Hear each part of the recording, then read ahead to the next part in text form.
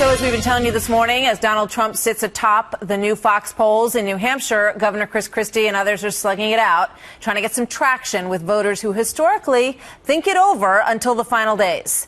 This week, Governor Christie was captured talking about a very emotional moment in his life, which has gotten now more than 5 million hits on YouTube.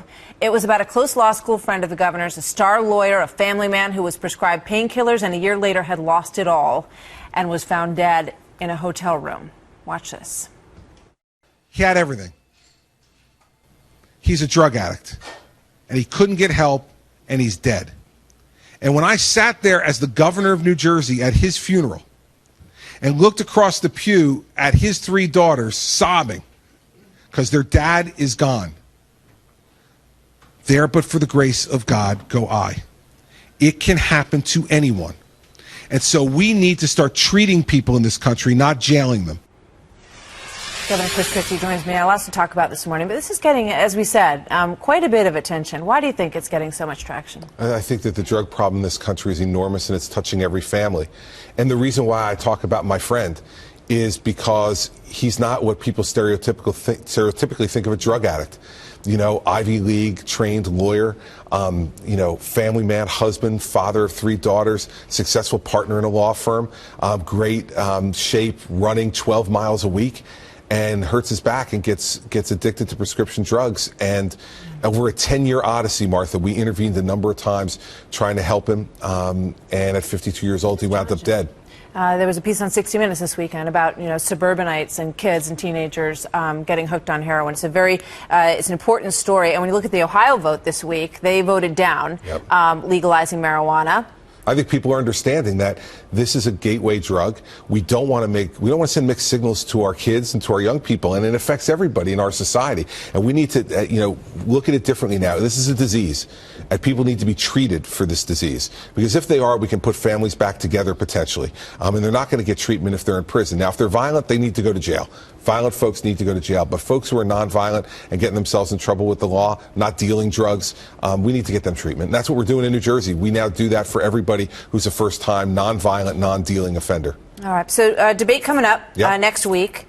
You've had good reviews coming out of these debates, a lot of discussion about a strong performance. It's not, as we said, translating into these numbers, at least not in the national numbers that we're seeing so far. So what are you going to do to turn this around? 2 things. First off, in New Hampshire, we've seen a big boost. And as Carl was saying in the report beforehand, that's where people, are going to make these decisions very early on. They matter a lot. But secondly, the interesting thing about your poll was people said it was the first and most important issue was government spending and debt.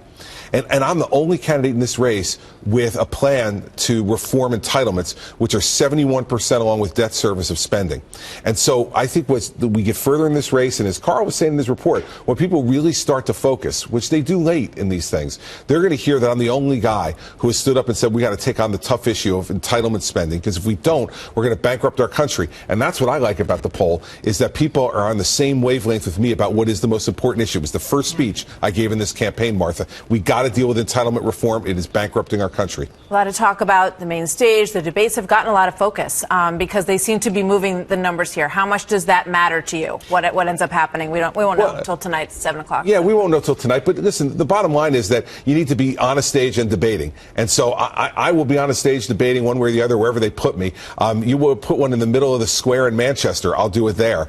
People need to hear our voice and our ideas. I'm looking forward to being in a debate in Milwaukee on Tuesday. I'm looking forward to being able to get into it again on the issues that are really important, and to remind everybody that our real adversary here, our real problem, lives in Chappaqua, New York.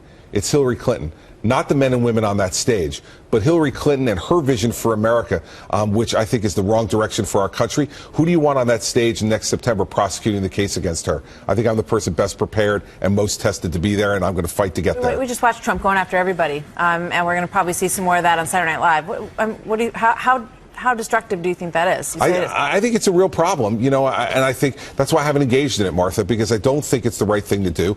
We have some differences between us. We can talk about those, but we don't need to make it personal, and we don't need to make it the way it's being done there. And I quite frankly think we need to be focusing on Hillary Clinton.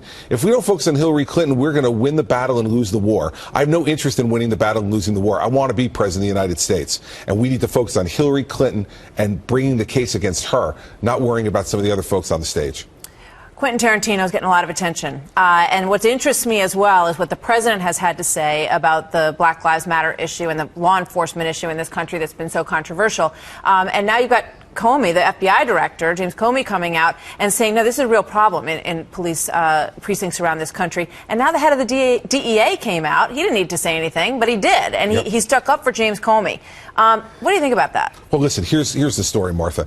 This president has allowed lawlessness to exist in this country. He allows sanctuary cities where mayors don't have to enforce the immigration law.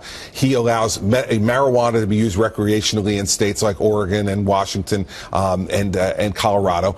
And now what he's doing is not backing up police officers. Today is Law Enforcement Appreciation Day in New Jersey. We signed an executive order making today a day where we're saying to law enforcement in our state, we appreciate you. We stand behind you. That's what I've done. And by the way, in New Jersey, by standing behind law enforcement, 20% reduction in crime since I'm governor and a 10% reduction in the prison population. We can do this for America, but you need a strong president who's going to stand behind law enforcement. The FBI director's right, and the president's wrong on this and not leading. Thank you, Governor. Good to see you always. Thanks, Martha. Good to be here.